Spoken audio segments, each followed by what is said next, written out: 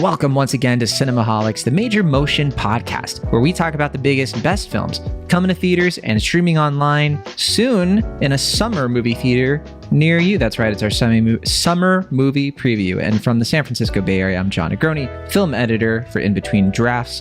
And from Pittsburgh, Pennsylvania, you know who he is, you know what it is. It's the freelance film writer, Will Ashton. Hey, Will. Hello. Will, it feels like we haven't talked in like 7 days. A little more than that, I think. Yeah, because you weren't on our recent episode of Evil Dead Rise. That's true. I felt like I was on that episode because you were, making fun of me so much, teasing me. Yeah, I guess. Yeah. Calling me names. Right. But Will, we got to calm down a little bit because we do have somebody in the studio. We should let him in. Yeah. We open the door. Is he gonna knock on the door? Oh, there's two people. I heard two knocks. There he is. Okay, well, hey, we have a guest today who is a longtime listener, longtime friend of the show. He's always helped us out in a pinch. So, according to him, because he gave us some insight, because I didn't know this before, but apparently he's the senior video editor at Metro Productions and a self-proclaimed movie data enthusiast. And if you're like, well, how do we know that that's true? Well, this person makes the Cinemaholics letterbox lists every year. And we've always wanted to talk to him before. I've always been a little bit shy. I'm not going to lie. But when we do our top 10 movies of the year, he does an awesome system for us on Letterboxd that you can find. Welcome to the show for the first time, Cameron Culbertson. Welcome, Cameron. Thank you very much. Pleasure to be here, sir. We're happy to have you. I got to know, how long have you been listening to Cinemaholics? Too long? Yes. No. I started, I think, like late 2017 or early 2018. I remember the Maverick Hines era back in the day. Those were dark times. R.I.P. Oh. But no, it's been a long time. I don't remember the first episode, the first movie I heard you guys review, but yeah, long time listener. I back in the day, I wanted to find a podcast that was like movie data. So I searched like IMDb trivia podcasts because I was like, I like IMDb trivia, but I don't have time to read it. I want to listen to it. And I came across a few different movie podcasts, and this one definitely stuck. So yeah, pleasure to be here. Well, I'm glad you stopped looking for them after us. You would have found so many other great ones. That's for sure. Yes. But we appreciate it. Yeah, I mean, I was just going to say that I feel like Cameron knows more about Cinemaholics than we do at this point. Like, he's been so on top of it and doing such a great job with the list. And, like, even when we were preparing for this episode, like, it was like he was already on top of it. He was 5 steps ahead of us at this point. So 5 is generous. He was more like 10. Yeah. He was just like, well, guys, I got the spreadsheet. I actually watched the trailers, know what's coming out. Here's who directed it. And Will and I are just like, wearing our pajamas in response. Well, you guys have had a lot of podcasts under your belt. This is my first one, so I wanted to over prepare so I could maybe be halfway prepared. Is this your first podcast ever? How does it feel? You don't even seem nervous. You seem great. Like, let's go. I mean, I've been in media for like 20 years, so like that part doesn't bother me. But like, I'm usually behind the camera. I'm behind the microphone. I'm not usually part of creating the stuff in that way. I'm usually just editing everything. So you're sort of like our stealth producer today, but we're like, hey, come out into the sun. Let's go. Sunshine. Well, it's awesome to have you. And as I mentioned before, we are previewing summer 2023. We've done this every year except for 2020. It would take me a while to explain why we didn't do it in 2020. It's a long explanation that would, everybody would be lost of like, whoa, what happened? But no, 2023. Big summer. I wanted to start, because I wanted to ask you all, because we're going to go through our movies we're most looking forward to, obviously, and hopefully we'll point out some stuff that people don't even know is coming out or that they forgot. But also maybe talk a little bit about which movie we think is going to win the summer in terms of domestic box office. And I think I want to start, though, with how you're all sort of feeling about this summer compared to the last one, because last summer, I'll start off, give me the talking stick. I already have it. Last summer, I gotta say, I found it pretty disappointing how things turned out. Jurassic World Dominion, Doctor Strange, Multiverse of Madness, Thor, Love and Thunder, Lightyear. It was kind of bleak. I mean, even movies that I was like, man, like Elvis, I hope that's really good. It ended up being, I guess, okay. The 2 movies I thought really were the great ones last summer were Nope and Top Gun Maverick, and maybe a couple others that I'm forgetting. I'm not being nice enough to. But Will, why don't you kick it off too? I mean, what do you have like an impression of last year's summer?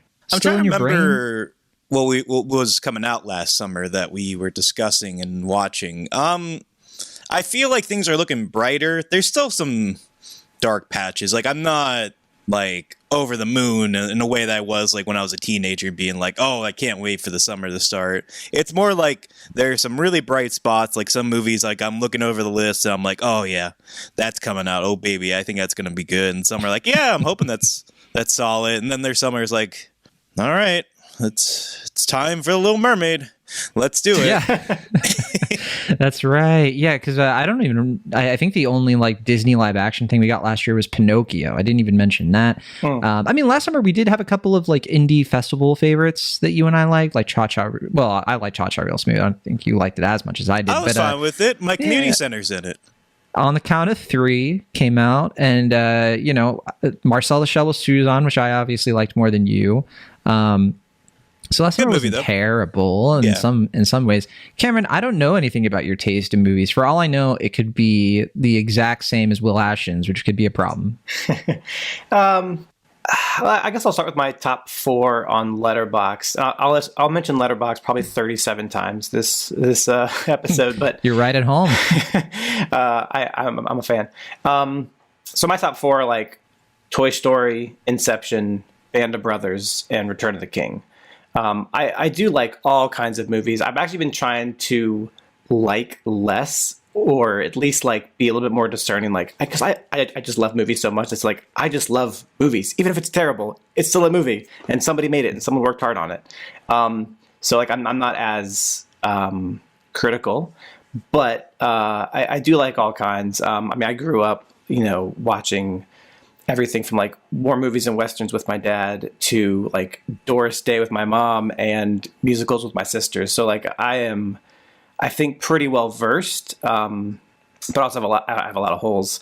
But in terms of like general taste, like I do tend to like more blockbustery type things, as it were. Like, I mean, I'm just recently getting back into the Marvel endless black hole of movies and shows, but in general, I do like the spectacle, but on the flip side, I do force myself every year to watch as many Oscar-nominated movies as possible, and that really tends to draw me out of my comfort zone and, make me watch things like Everything Everywhere or Brooklyn or, any of those. So, like, that does help kind of broaden my horizons a bit.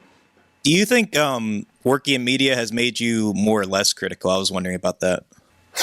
I would say less, just because I just know how much work goes into making all this stuff, and like, yeah, some of it's not, it's very fluff. It's popcorn. Not everything can be, art, in a way, but also it just takes a lot of work to make movies, and so I appreciate that aspect of it. I appreciate the editing of a lot of things. That's my main job, but. It's kind of pertinent now that with like the writers' strike going on, that like even that aspect of it is very difficult and should be, respected and rewarded. And so, answer your question, in general, I think I'm less critical being in this field just because I understand the blood, sweat, and tears that goes into it often. I think that's pretty well said. Well, okay, let's look at the summer ahead, summer 2023. And I got to be honest, like when I was going through this list, one thing that stuck out to me in terms of what I think, might be the winner of the summer, it definitely looks like it's a bit of a step up from last year. I feel like since 2021, every year, it seems like the studios are getting more and more comfortable with just letting, some big releases hit the ether in a way that they weren't before. And I think that's the case this year. I think that, there's a bit more variety in the types of blockbusters, but certainly lots of blockbusters here. So to the point where I'm looking at this list and I genuinely have no earthly clue what is going to be the most successful movie of the summer. I really I could be shocked in any direction. So while I still try to work that out in my own head, Will Ashton, what's your prediction? What do you think? Which movie? What's going to be this year's Top Gun Maverick? Is it going to be the other Tom Cruise movie this year? It's hard to say. I mean, a lot of people are saying Guardians of the Galaxy Volume 3, which makes sense in some respects. But it's also like the early tracking is underwhelming so far from what I've heard. Yeah, I don't know. I genuinely don't know if that's going to be the one. I mean, because what was the worldwide box office or the domestic box office of Volume 2? Not that it was 869 million. It's not even a billion earner. And I think that it could be the billion earner, but I think the calculus people are making is that, well, that movie already came out with Super Mario Brothers. That's the one. Another right? But we're not Chris Pratt it. Film. Yeah, he's having a good year, huh? Either way, I think he's going to be fine. But in any case, I mean, part of me wants to say Indiana Jones, just because I think there is something to be said about the highest grossing film is a mix of like something people are really passionate about and want to see, but also something they haven't seen in a while. And that's really what happened with like Top Gun. It, in addition to it being really well made, and obviously a lot of people really responded to it, and it was just like had this extra build up with the pandemic, delaying it multiple times. There was that kind of factor of like, oh, there's a movie I've wanted to see for 20 something years, and now it's there. And obviously it's been less of a break there with Indiana Jones. Like it's only been since like 2008 or so, but yeah, I mean, I do think there is something to be said about like people really love that series and they want a proper send off in a way that they personally didn't get with Kingdom of the Crystal Skull. I don't have such negative reservations, but we'll talk about that whenever we finally discuss Dial of Destiny. But there is also Barbie, and I feel like people are really underestimating how excited people are for Barbie as far as like it's, you know, I'm sure millions and billions of girls around the world have had an idea of like what a Barbie, and guys too. I don't want to gender, but I do think a lot of people have had like, ideas like what would a Barbie movie be, and if it is as good as people are hoping it would be with Greta Gerwig at the helm, then that could be a huge, phenomenally amazing box office success. Well, I'm gonna say I think it's gonna be Little Mermaid. That's my prediction for number one. And I think that it could fly around for sure. It could be, for all we know, Spider-Man Across the Spider-Verse. That could be the surprise because the last one didn't make that much money, but I do wonder with like it being having the reputation that it would have and being one of the few animated movies that looks like it could do pretty well. I think that is the one to look at. That Little Mermaid, and I gotta say, I kind of wonder about Transformers. You know, Rise of the Beasts. I think the Beast Wars thing makes it look fresh enough, and enough time has passed since I assume that was Cameron's first movie that he watched or listened to Cinemaholics for. It was the Transformers: The Last Night, I think it was called. I did not see that movie, so no. Okay, well, it was earlier in 2017 anyway. The movies that I'm kind of like, I don't know if they're going to do that well. I'm kind of wondering if Fast 10 is going to be pretty far down the list. I think Barbie's going to have a lot of hype, but I don't think it's going to be super high. I think Fast 10 maybe in the middle, but I think people are getting sick of it. Honestly. I think that's true. And the fact that it's had such a troll production does make me wonder if it is going to underperform, not only in terms of quality, but just in terms of box office. Because Fast 9 also, I remember, kind of underperformed compared to Fast 8 and Hobbs and Shaw. Granted, came out in 2021, so I know there's there's like an asterisk there, but it is also one of those things where I do think you're right that there is, you know, sort of waning appreciation for that. But I don't know. I'm actually kind of wondering if Transformers is going to underperform just because Bumblebee didn't really do so hot. I feel like there is sort of a stigma with the Transformers movies. And if there isn't, I feel like people are kind of like, well, they like those because of Michael Bay's mayhem. So I don't know. I mean, like, this one doesn't really look like it has much of an identity. It just looks like another Transformers movie, so I don't know. And then there's also like the Disney factor with Little Mermaid, where I'm kind of like, I don't know, like I feel like Disney's last few films have underperformed, and I feel like people are just kind of preconditioned now to expect things to be on Disney Plus in 3 months. So I get that, but I think Little Mermaid's going to be different. I just have a feeling, but I think it's going to do better. I'm just saying, as far as like why I'm not thinking it's going to be the highest grossing film of the summer. Spider-Verse is kind of a question mark, where I agree. Like, I don't think it's going to be number one in the sense of like, because people kind of overinflate how much that first movie made because of how well it did, how well it was liked. But I do think there is going to be a massive increase as far as like how that movie does compared to the first one. Yes. But there is because also, I think that there was a lot of delayed, like people didn't know how good it was while it was in theaters kind of thing. It was like it picked up when it won the Oscar, and then obviously it's held up over time. It has cultural impact. Right. And people were kind of confused, like, oh, is this part of the MCU? Like, is it like a different thing? Like there was some confusion initially, but there is also like, I'm wondering how much the superhero Wayne is going to affect that movie as well. I don't think it's going to be as devastating as what's been going on with the MCU and what may happen with Guardians of the Galaxy, but I am wondering if it's going to be also impacting Spider-Verse as well. I don't know. I'm more concerned that it's not going to be that good. That it's just going to be sort of like a decent sequel and not a really great movie, and I wonder if that's going to hurt it in ways that would keep it, from being the box office winner. For me, though, the biggest wild card is The Flash.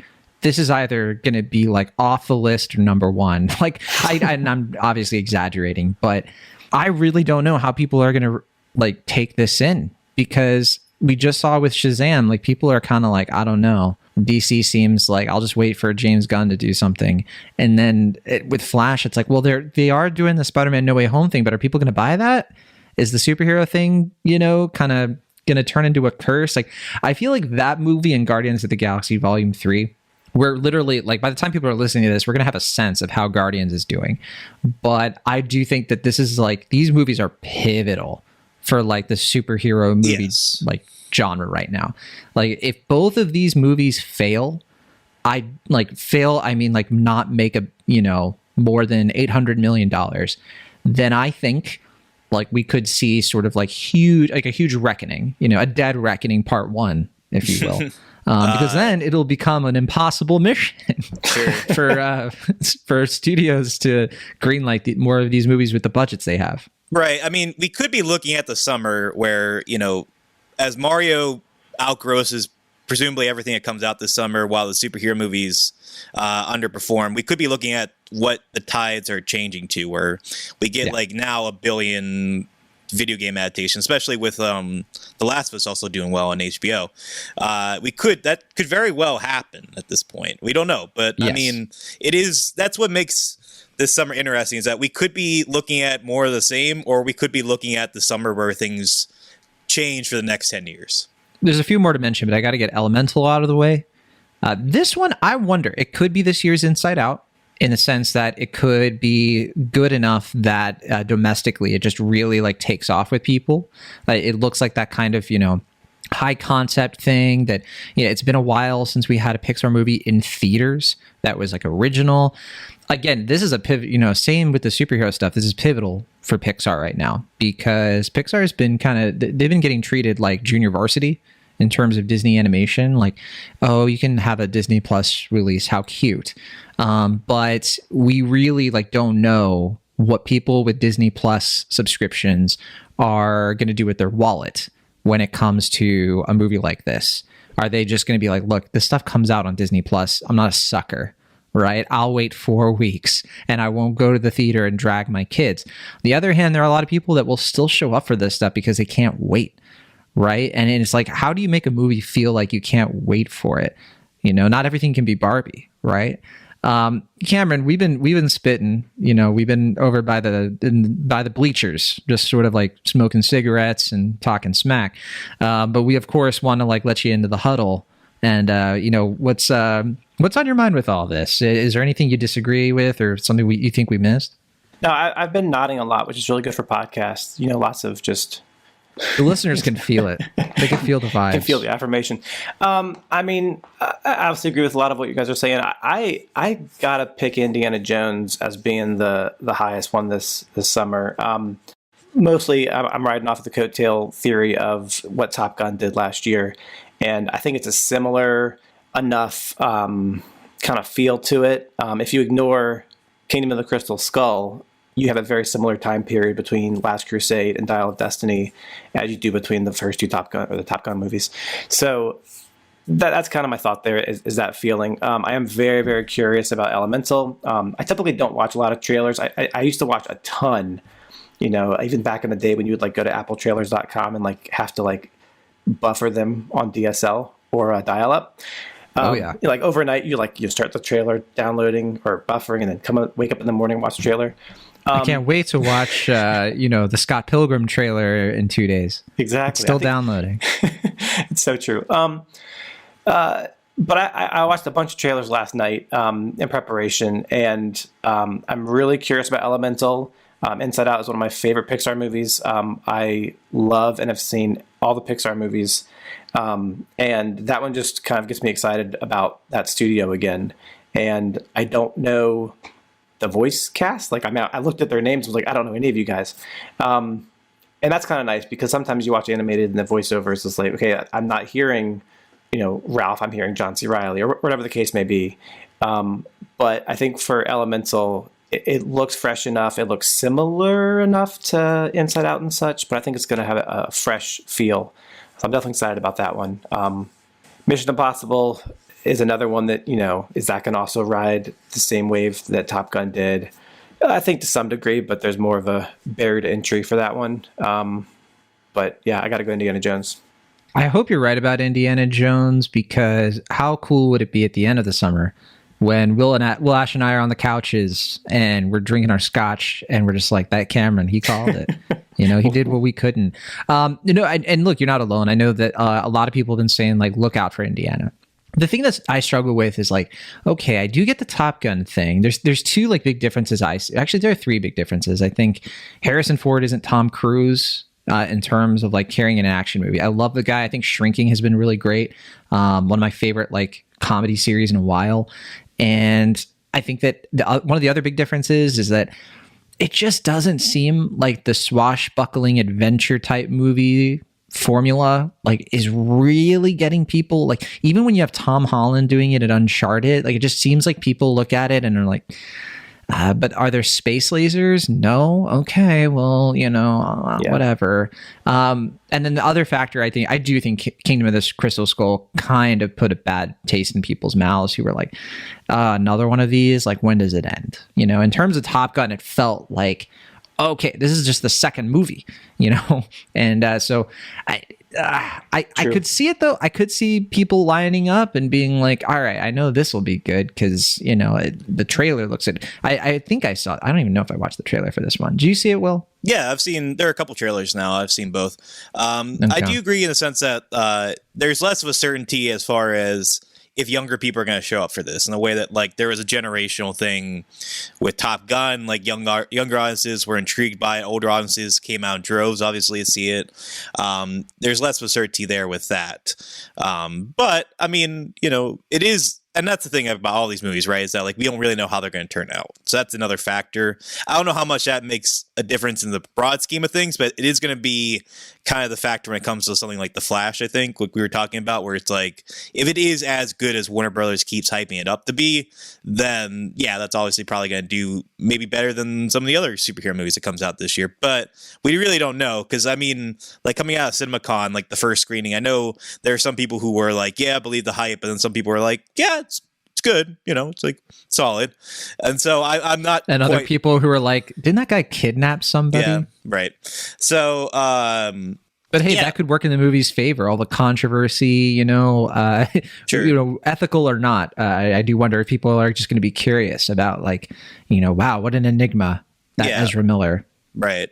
But yeah, I mean, there is a factor of, is Indiana Jones and the Dial of Destiny is good, and it's looking promising based on the fact that it's going to be at the Cannes Film Festival in a matter of weeks, or maybe even less than that. I forget exactly when that starts, but and the same with Elemental. I believe that's going to premiere there as well. So, oh yeah, typical for Pixar summer originals. Though? Yeah, Inside Out was at Cannes, yeah, right. But, like, I know Lightyear was supposed to, and then it got pulled. Well, yeah, it's not an original, right? Right. I don't know. I mean, it does. It is. They're not going to do Lightyear. Yeah, they're not going to do Lightyear in France. Sure. Who's watching that? Anyway. I can't speak French, but if I could speak French, I would do Buzz Lightyear to the rescue in French right now. To infinity and beyond. I can't do it. Infinity and beyond. Yeah, I don't know. But, no matter what happens, it's going to be an interesting summer. So my guess is Little Mermaid, and Cameron's guess is Indiana Jones Dial of Destiny. Will, your guess was Barbie, right? Yeah, why not? I mean, I don't know. That's what my gut says.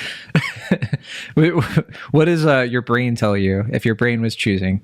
I don't know. I mean, I'm really between Indy and Barbie, but I don't know. I just feel like Barbie just has, if it's good, it has that, younger audience, younger and older audiences want to see it. It's something people have been wanting to see for a long time. It's finally here. It just has the most hype, I feel like, of all the movies coming out this summer.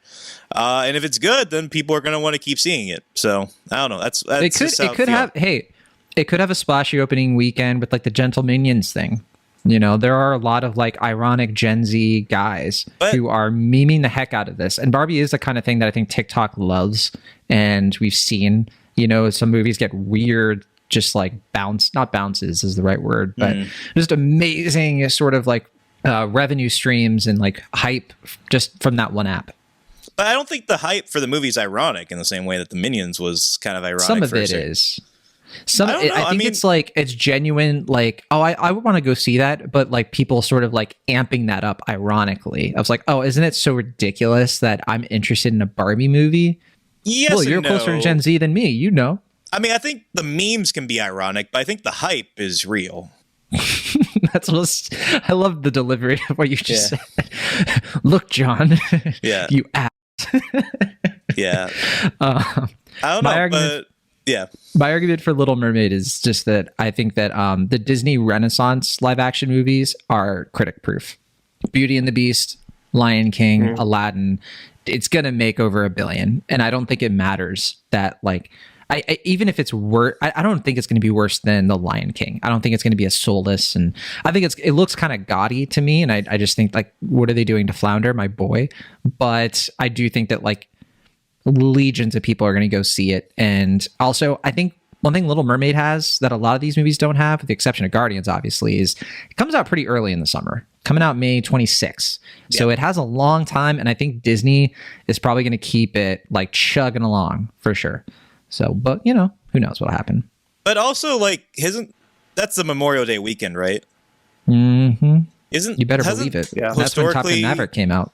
But I thought like historically the Disney movies that come out that weekend don't do that hot. Like Solo didn't do great. There's another Disney movie around that time. I think there are other factors to that though, right? But Aladdin came out then. I know that did well, so that could be a feather in your cap. I think it's a good, and I do think that it's a good bet to make, that releasing this kind of movie this early and being that counter programming that's going to, I think the big competition Little Mermaid has is Barbie. Right? Like that's the other sort of like, this is going to appeal to young girls in addition to, Disney adults. In terms of like Barbie, there's like a big net there that I'm certain Barbie will do well. But my thing is like, okay, but how well is it really going to do in America? But we'll see. We'll see. Any last comments before we do our most anticipated though, Cameron? I think I'm ready. I love it. I'm ready too. There's a bunch of movies we didn't even mention. We didn't mention Haunted Mansion. And we didn't even talk about Oppenheimer. But I mean, I think these movies will do fine, but I don't think that they're going to be like big summer splashy movies. Oppenheimer will probably be like middle of the pack or something. Did you call it Oppenheimer? Oppenheimer? Oppenheimer. I'm not German, bruh. You weirdo. Jeez, call me names up and down, left and right. Okay. Oppenheimer. Got it. And there's a new Teenage Mutant Ninja Turtles movie. Sure. Why not? Maybe that'll be like number 10. Okay. Our most anticipated movies. I still got to pick mine, so somebody else should go first. Why not Cameron? Cameron, what is one of your most anticipated? You don't have to do it in order if you don't want, but if you want to do 3, 2, 1, you can. No rules. Well, if I'm allowed to pick Guardians, I'm going to pick Guardians. All right. Because... Great movie. Yeah. You already seen it? Yeah, so I watched it and last week, and nice. I reviewed it for In Between Drafts. Small little plug there, but awesome. It's terrific. I consider it the best Marvel movie since Avengers Endgame, and the only other one that I've actually liked a lot was Spider-Man: No Way Home. Much to Will Ashton's chagrin, it doesn't get Will Ashton excited. He's like, "Oh, great, I'm gonna hate this." Well, that's good to hear. I'm very much looking forward to it. Obviously, after Endgame, I saw. I guess Far From Home in theaters, and then I didn't watch any Marvel stuff for like almost 3 years. Like I was just like, okay, Endgame was kind of the end of it for me. Like that was a great place to just stop. And then over the past like year or so, I've just been like, okay, I got to get back into this. So I've watched everything. What's your read? Like including like WandaVision, Loki, all the shows? Yep, I watched everything. Boy. I know everything. I mean, it's such a roller coaster. I mean, there's some stuff that's really, really good, and I'm glad that they made, and some stuff that's just like Ant-Man and the Wasp, or Quantumania, excuse me. Yeah. But I mean, overall, I mean, I'm glad it's there. It's fun. Like it's there to just be fun, and like I don't view it as like hurting the art form or being a detriment to society. I think it's just fun, and so I enjoyed a lot of that content, and it is definitely content at this point. So I'm really glad to hear that Guardians is good from you. I didn't love Volume 2, but when you mentioned it earlier, I did look up the box office for that. That was about 400 million domestic and 863 worldwide. And fun fact, it came out on May 5th, 2017. So exact same day as what the new one's going to be. So I'm just looking forward to it.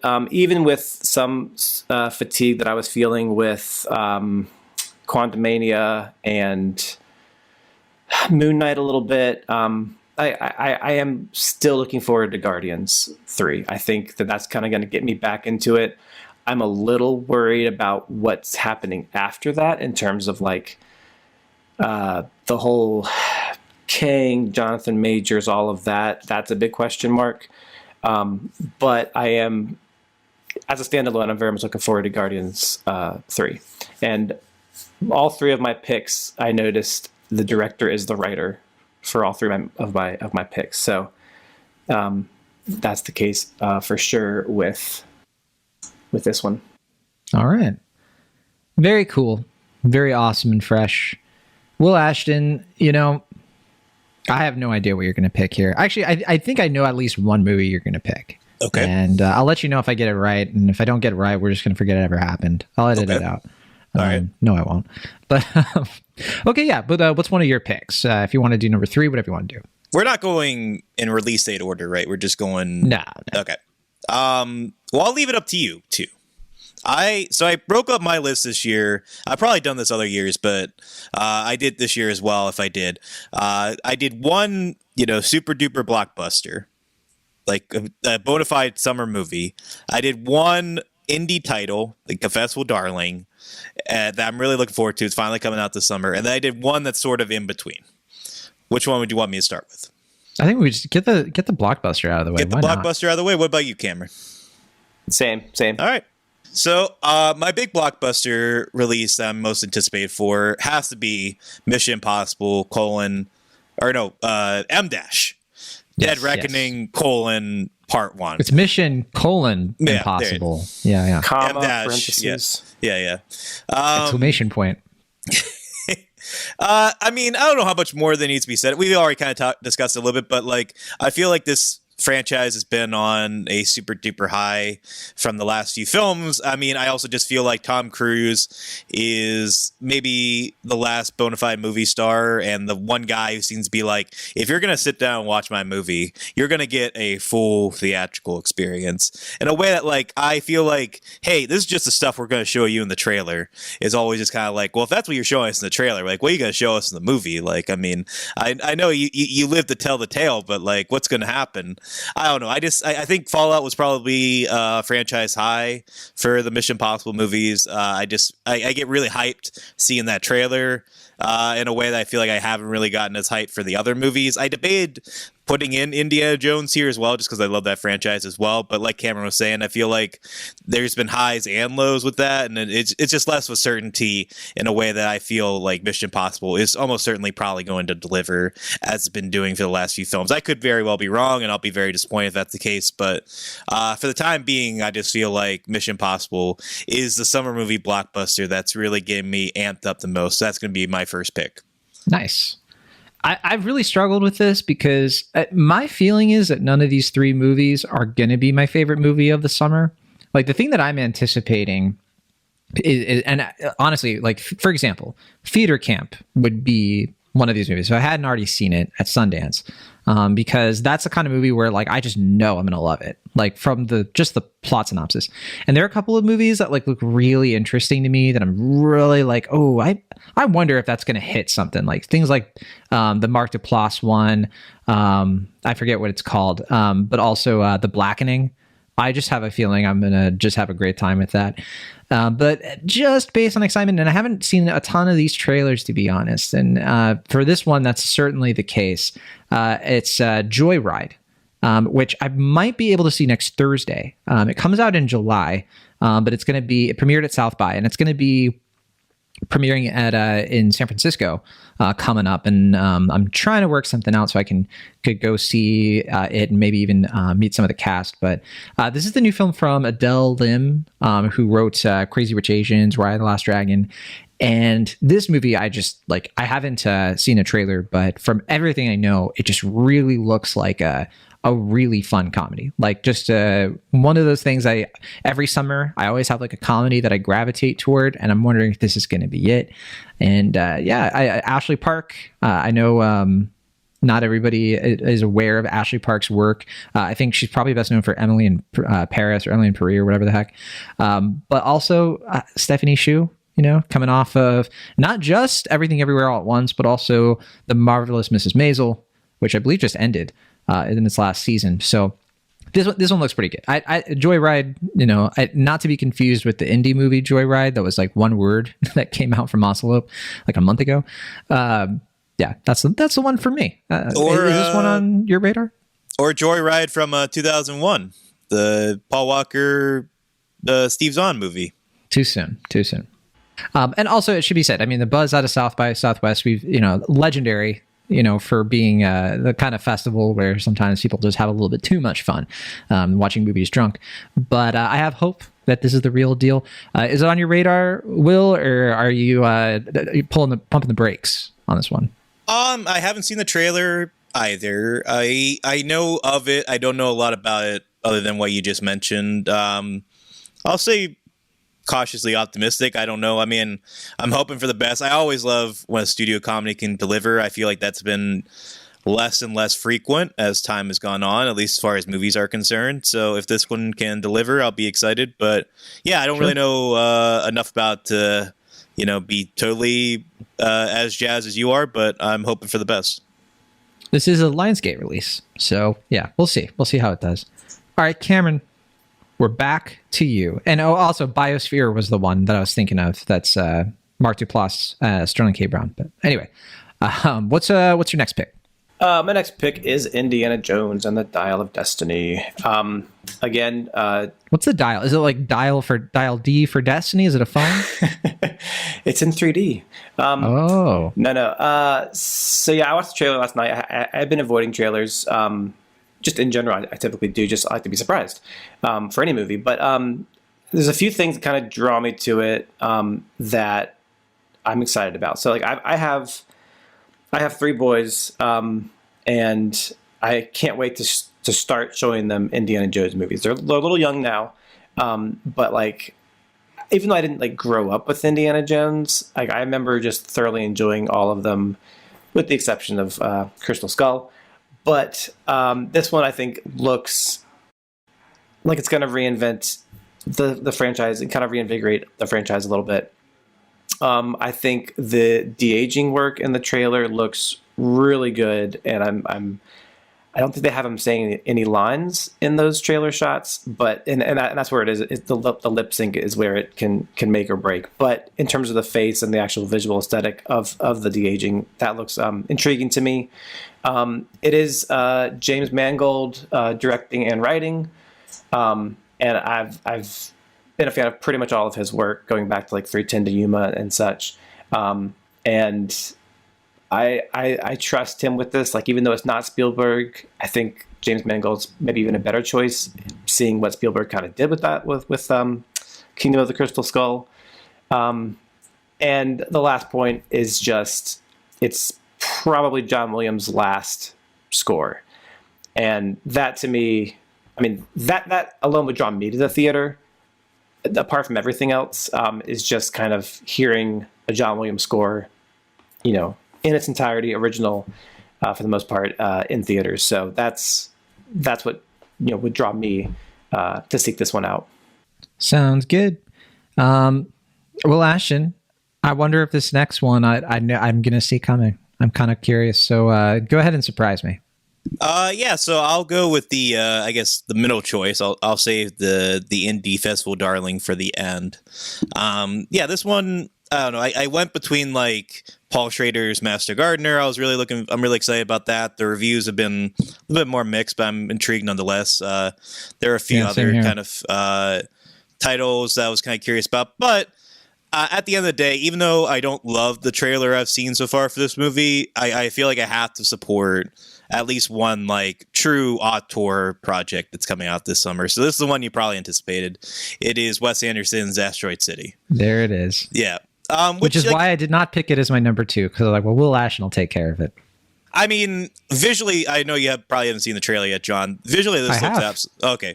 This looks stunning. Like, it looks visually sumptuous and just absolutely gorgeous. Like, seeing it on the big screen not too long ago was just so great. And then obviously, he always gets like the biggest of the best cast who are willing to work on scale to, work with such a famous and revered director. And yeah, I mean, I'm always just excited to see what he cooks up. I feel like I've really enjoyed his last few films, with the exception of Isle of Dogs, which I like, but I feel like I didn't love as much as I was hoping for. So I'm hoping this isn't another example of that, where I walk away maybe a little disappointed. I'm hoping it's another French Dispatch or Grand Budapest, where I'm like, yes, Wes Anderson, big screen, love it. Though, if it is, we have another one coming out, presumably this fall. So yeah, wonderful story of Henry Sugar, going to be on Netflix.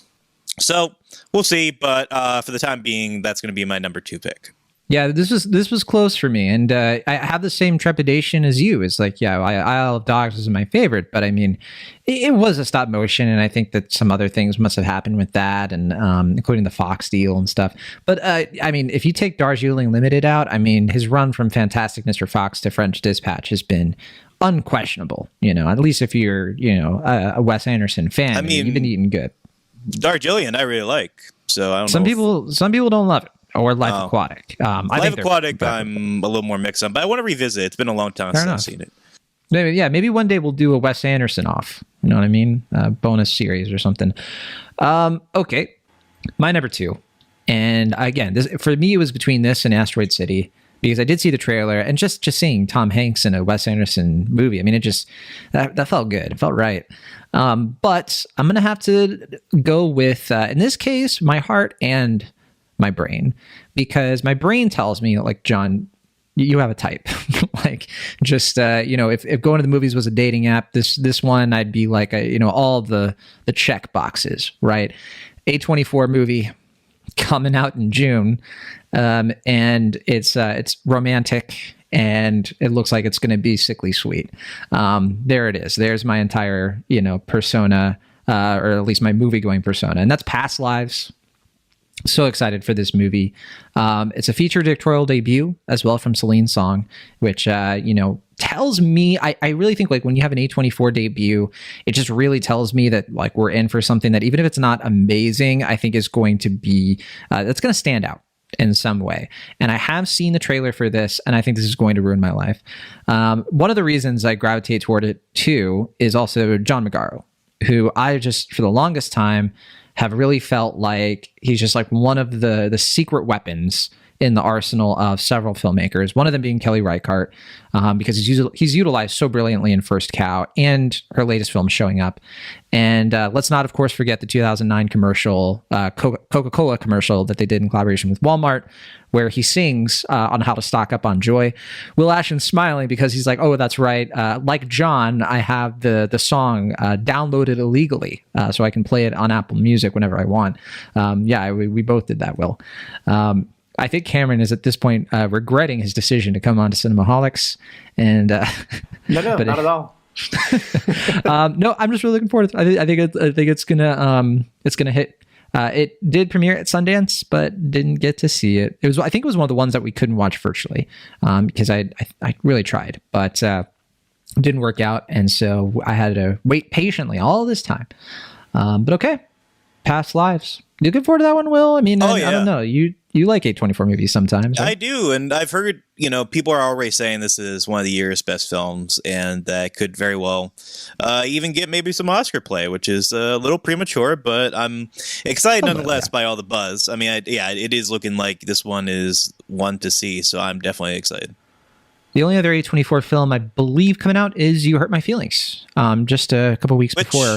Which almost made my list. I debated switching that one in for Asteroid City.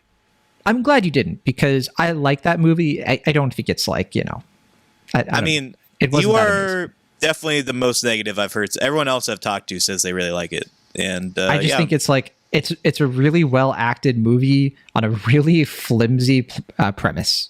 Like the entire premise is just like, what if couples were dishonest with each other about how good they are at their talents? And it's like, okay, but then like there's some really great performances, but I'm just I don't know. I mean, that sounds good to me. I mean, I'm excited. Yeah, I mean, I'm not. I wouldn't even say it's a Will Ashton movie, but I don't. And I think it's close enough to my sentimentalities of what I usually like to watch. Very chill, casual slice of life, which in the summer it's not a bad thing. We don't get enough of those. So, all right, Cameron C. 2 C's, a third C for Cinemaholics. Triple C. I like it.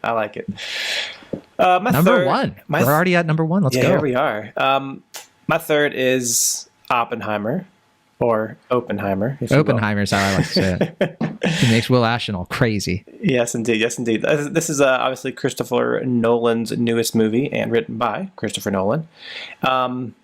I again, just growing up watching like war movies with my dad and stuff, like it's not going to be your typical war movie. It's just, obviously set in wartime. And I think it's just going to be an interesting take on that period and an interesting take on that story. The cast is what really intrigues me perhaps the most. Cillian Murphy, Emily Blunt, Matt Damon, Robert Downey Jr., Florence Pugh, Benny Safdie, Rami Malek, Josh Hartnett, Kenneth Branagh, and on and on and on. It's a huge, a true royal family, I believe.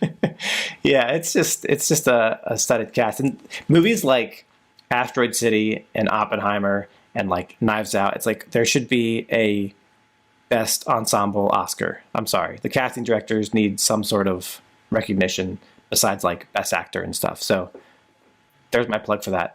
I'm looking forward to just seeing what Nolan does with this. He hasn't, other than like, I guess, Dunkirk, he hasn't really done a historical drama like this that's, rooted in some sort of real life scenario. So that intrigues me. I like Dunkirk pretty well.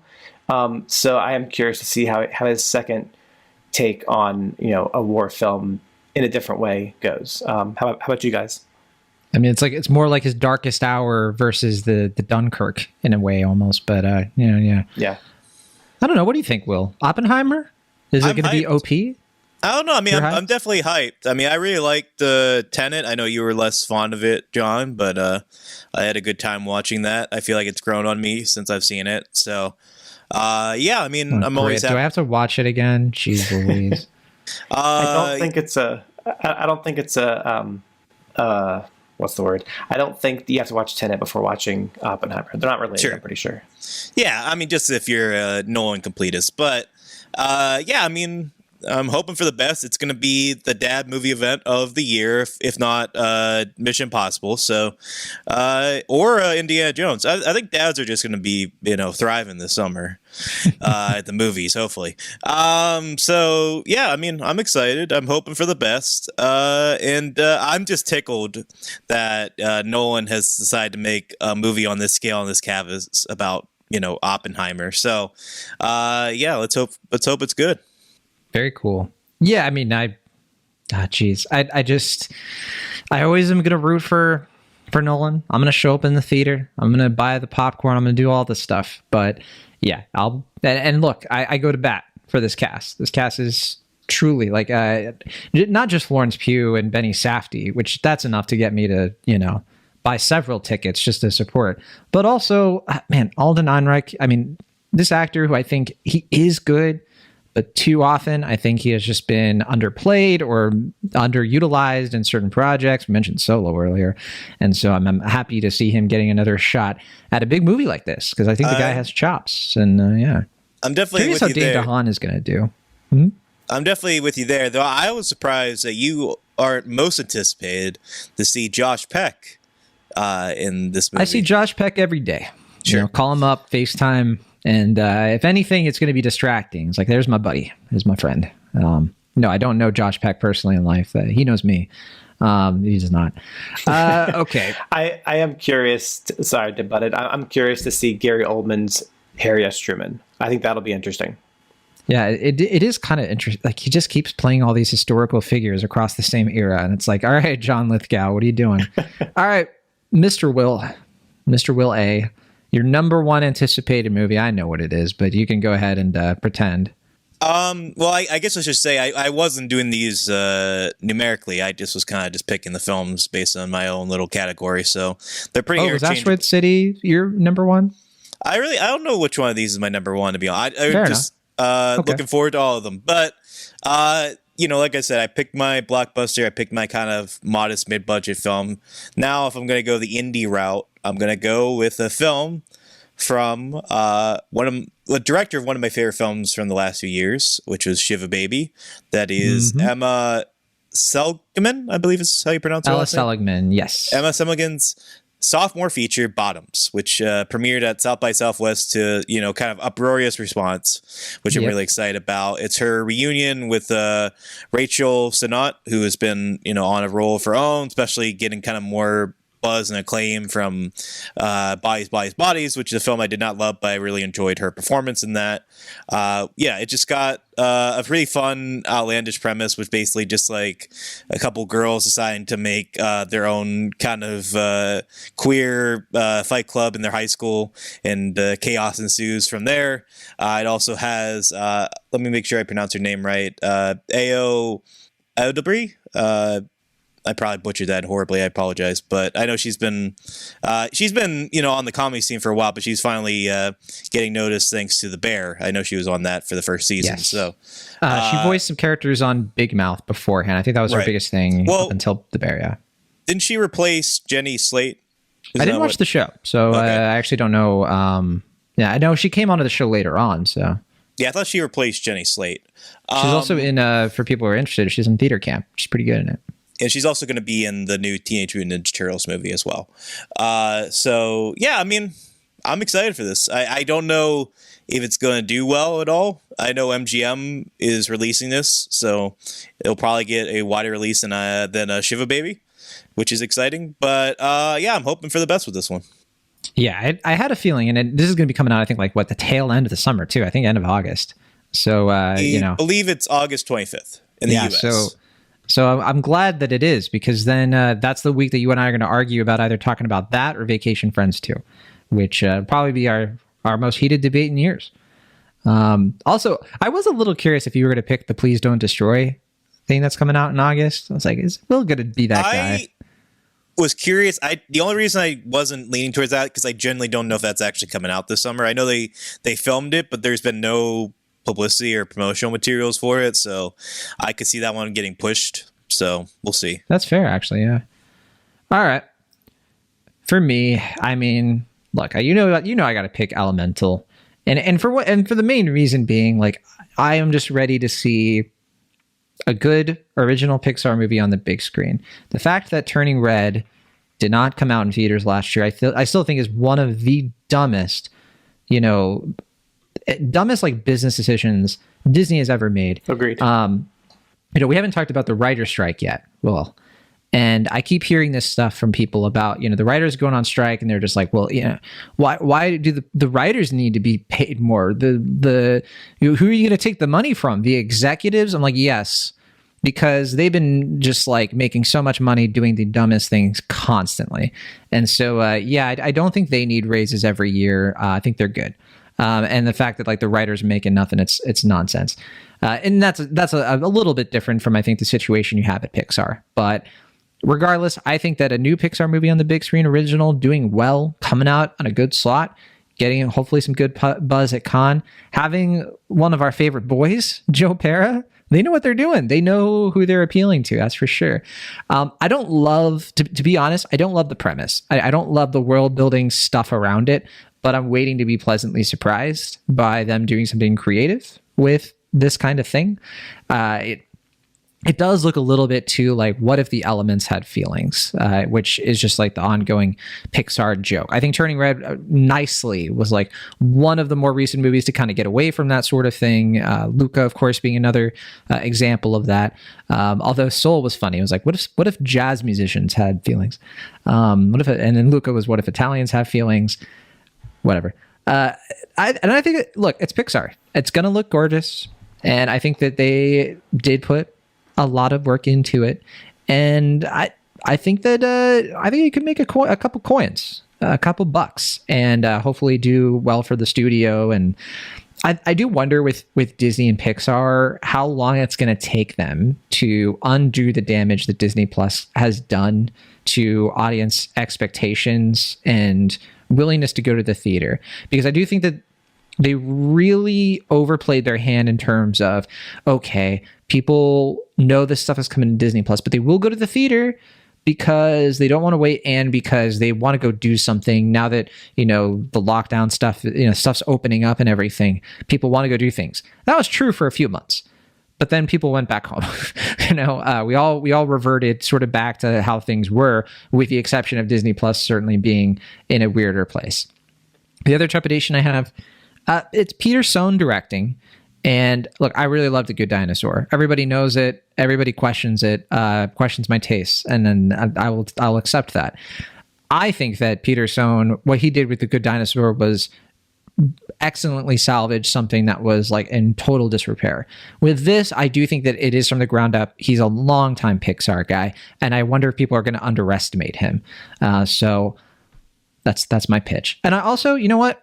One thing I don't think this movie is getting enough credit for, they actually went, I think, with voice actors who are good at voice acting first, and not necessarily like a splashy big name cast. That is a really, really good sign to me, because you do have like recognizable actors in this, but like, for example, they're not just sort of like, oh, we got to get, Sylvester Stallone to voice a plant. Like they're choosing people who are quirky and kind of fun, like Joe Pera, as I mentioned, but also Mamadou Afi and Leah Lewis, and like these people who are, they're not super famous, but that is a good sign to me. That's a good sign that I think that I think some of the best Pixar movies have gotten away from that. Inside Out is obviously an exception, and I think that it plays to that movie's favor, the celebrity voice acting. But in this case, I think it'll work out. But Elemental, you looking forward to it, Will? You look like a little skeptical. I'm excited. I haven't seen the trailer for this one yet. I don't know. Me neither. I don't know quality-wise what we're expecting. Like I said, I know it's going to be at the Cannes Film Festival, which I guess is less of a distinction than I thought going into this based on what you're saying. But yeah, I mean, I'm hoping for the best here. I'm always going to be rooting for an original Pixar movie to do well. It could be really cool to see this be such a comeback after Lightyear, which was not only a flop commercially and critically to some respect, but also I just feel like, I think as time has gone on, that might be my least favorite Pixar movie, just in terms of it being just sort of nothing to me, like it's just whatever, in a way that I haven't felt for any other Pixar movie. So I would be elated if this movie was on par with their classics, or even with some of their B tier classics. So hoping for the best here as well. This is the first, I think, super romantic Pixar film from start to finish, right? It's not like an Up situation where the romance is all sort of like in the beginning. And obviously, like, people are like, well, Toy Story 4. It's like, okay, yeah, sure. It's like they're friends, and then they mentally kiss. But no, this looks like they really, I've heard that they really borrow from romantic comedies in terms of like what the story is and like how the world works. One of the movies that is supposed to be a strong influence is Moonstruck, which I watched for the first time last year, thanks to a friend of the show, Julia Tatey. And that's the kind of thing that gets me sort of like, all right, you know what? That's Pixar doing something different, kind of getting out of their comfort zone. Could go horribly wrong, but I'm here to watch. But what about you, Cameron? I mean, you said you really love Pixar movies. Does this one look up your alley too? It does. And I'm interested. I like your take on the voice actors, because like I was going from it from like I haven't heard of these people, like, and that's a good thing to me because I want to just be into the characters. I want to be into the story, not thinking about the person behind the microphone. But that's good to hear from you that like these are some more A-list talent from a voiceover part first, and then maybe acting second. So anyway, I'm very much looking forward to it. The trailer I watched last night, it looks super fun, vibrant and colorful and all that stuff. The animation style looked different than Pixar. Like if I didn't know it was Pixar, I would have been like, this doesn't look, I'm not sure who made this. So that's interesting to me. It looks a little different on first glance, but I'm there for it. I love Pixar. Awesome. Was there anything else that we didn't get to that you all think? I mean, there's a new Meg movie coming out, Gran Turismo, which is kind of like this kind of video game movie, but is based on a true story, and who knows how that's going to turn out. There's also Blue Beetle, which is kind of the next superhero. Like, oh, maybe it's going to do the Guardians of the Galaxy thing and do surprisingly well in August. What else are we missing? We haven't mentioned Strays, which is yes, Will Ferrell, Jamie Foxx movie. I have seen that trailer. That's a fun trailer. Yes, it is. So that could be, a fun movie going experience. Great premise. Yeah. What if dogs cussed? Like the talking dogs and like kids movies cussed. Love exactly. I think the last one to mention, I think we mentioned it just in passing, was the Spider-Man Across the Spider-Verse. Excuse me. Yes. The first one did so well and was so loved by a lot of folks that I think that one. I think a lot of people are really gonna be looking forward to that one. I mean, I'm worried about it. I like the first one, so I'm like whatever on it. But you're worried about it. I just think that they're just doing this big sort of like Spider-Man everywhere, Spider-Man. I'm just like, I feel like we've gotten this movie before. Yeah. Like, I don't know. I hope it surprises me. But in a similar way, like the Haunted Mansion movie, I genuinely was close to considering this. If we did a top 5, I probably would have picked it because look, Justin Simien, I think has been a very uneven director, to say the least. I think that Bad Hair movie was bad. But look, Keith Stanfield, Owen Wilson, Danny DeVito. I mean, Jamie Lee Curtis. I mean, it's a pretty cool cast, and I think that it just looks like a better version of like the Eddie Murphy one. And so, like, sure. I usually have like a weird sort of morbid curiosity when it comes to like the Disney theme park ride movies, because there's something so brazenly like greedy and like corporate about it, but like that almost kind of makes me more interested in a very strange counterintuitive way. Also, Ruby Gillman, Teenage Kraken. That's like the big DreamWorks movie this year. That was one I was like, I wonder if that's gonna be like. I don't think that'll be like top 10, but I wonder if that's going to be like one of those movies in the periphery that's going to like do decent and like maybe start up a new DreamWorks franchise. We'll see. But anything else, Will? I'm looking at the list again, and I see some stuff that look like Will Ashton movies. Sanctuary. I was just about to say Sanctuary. You met Margaret Qualley. You guys had a thing. Sure. We were on the set of Drive Away Dolls together, which I guess now this is real. Will Ashton really is in that movie. Maybe. I don't know. I can't say that. I can confirm. I can confirm I was on the set for a few days, and we made awkward eye contact a few times. So our romantic drama will probably come out in 3 years. But yeah, I mean, also Chris Abbott, who I will always go to bat for, tremendous actor. Yeah, I mean the trailer looks fun. The reviews seem to be okay. I feel like that's the main reason I didn't put it in my top 3. Is just like I feel like the buzz has been quite there for that one, so I'm a little nervous about it. It is interesting that they're releasing robots around the same time. The Shailene Woodley movie with Jack Whitehall.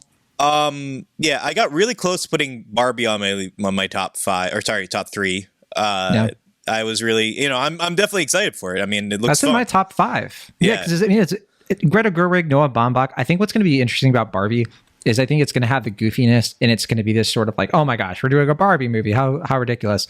But I think those two are going to actually like pull together with the screenplay, something that's actually going to hit. Like, I just have a feeling that they have like a really good idea for like the emotional engagement with the movie, and I haven't seen the like full on trailer. I don't want to yet, but I don't know. Like, I think that it's gonna have some juice. But yeah, I think so. Yeah. I'm also really excited for a documentary called Lynch Oz, which I've been, I watched a bunch of David Lynch films last year, and obviously Wizard of Oz is one of my favorite films. I've always kind of, I think, been drawn to his connection to the Wizard of Oz. I'm really excited to kind of see that drawn out in an interesting way. I think it's coming out around my birthday as well. Also, Theater Camp, which I mean you mentioned before, but excited such to finally a funny see. movie. Yeah, Hilarious. But other than that, What about They Clone Tyrone? I have that on my list because my dad's name is Tyrone. Yeah, and so I got to respect. If I can either see Tyrone in the film or see it with Tyrone, it would be a top 3 summer experience. I feel like that's probably not going to happen, so We'll see. it goes down on the list for that. But if that opportunity presents itself, it's going to be a top 3 movie experience for me for sure. Yeah. Since Will mentioned documentaries, I am looking forward to seeing Still, the Michael J. Fox documentary. Very good. Apple TV Plus. Yeah. Yeah, I enjoyed that a lot. And I think I had you on the docket to review it, Will, for our in between drafts, but I wasn't sure yet if I overloaded you with assignments. Yeah, because have you seen that movie yet? Still, did you see it at Sundance or okay? No, so you'll be seeing it I have first not time. seen it. No, I do get Apple screeners. I don't know if that one's available to me yet, but I'll be curious to check it out. Yeah, and then we'll have to chat offline about whether or not you're going to review it for us. I hope you do. I hope that works out. That's about all. Yeah, there's a new Insidious movie, but sure. I couldn't help but notice that Cameron didn't put Book Club: The Next Chapter on his list. Well, because he knows you already watched it, Will, and he's waiting to hear what you think of the latest Diane Keaton, Jane Fonda, Candice Bergen, Mary Steenburgen. Is that all of them, right? Experience. There's probably more. I think I'll wait on that one. All right. Well, I think that's it for us this week on Cinemaholics. I did have an idea for a game. Just a quick little quiz, and it's just a little bit of a baby quiz. And it's not even, I think, going to be that hard. But look, Cameron has said he is the numbers guy, right? Uh-oh. And so we all know Top Gun Maverick was the highest grossing movie last year. But I want to know if either of you remember which movie was number 3. I was going to say number 2, but I wonder if that's a little too easy. I did. Bonus points if you do 2 and 3. I did look at it earlier, but I won't look. 2 was Multiverse of Madness, right? It was. Okay. Which makes Dominion 3 probably. Minions So was Cameron 4, guesses I think, right? Jurassic World, Dominion. What do you guys, Will? I think Jurassic World Dominion was 3, and then Minions was 4. Wow, dang, you guys are good at this. Okay, who can guess number 5 the fastest? Oh, what was 5? I actually don't remember what 5 was, so Cameron has a good shot here. You each get one wild guess, and I'll tell you. Trying to remember what else came out last summer. Yeah, me too. Give you a hint. It was mentioned. Was earlier. it Thor: Love and Thunder? It was. Will Ashton won the nice. game. Nice. Cameron, that's okay. It's just you need a little bit more practice on the Cinemaholics game show. My first time. It's all good. Yeah. All right. Well, that'll do it for this week's episode of Cinemaholics. We'll be back next week to talk about Guardians of the Galaxy Volume 3. When are you watching that, Will? Good question. I had a screening last night. I didn't get a chance to go, so I'm probably going to see that Monday, maybe tomorrow. Good. I want to rewatch it. It's the first movie since Endgame that I felt like I really want to rewatch it quickly. No Way Home, I was like, oh, I'll watch that again, but it wasn't like I wanted to watch it again because I wanted to watch it with family. This movie, I'm like, I want to go by myself if I have to. That's awesome. I really liked it. I have tickets for Sunday. You'll have to let us know what you think so we can mention it on the show. I will. But all right. Well, from the Internet, California, I'm John Negroni. From the Internet, Pennsylvania, I'm Washington. And from the Internet, Richmond, Virginia, I'm Cameron Culbertson. See you next time.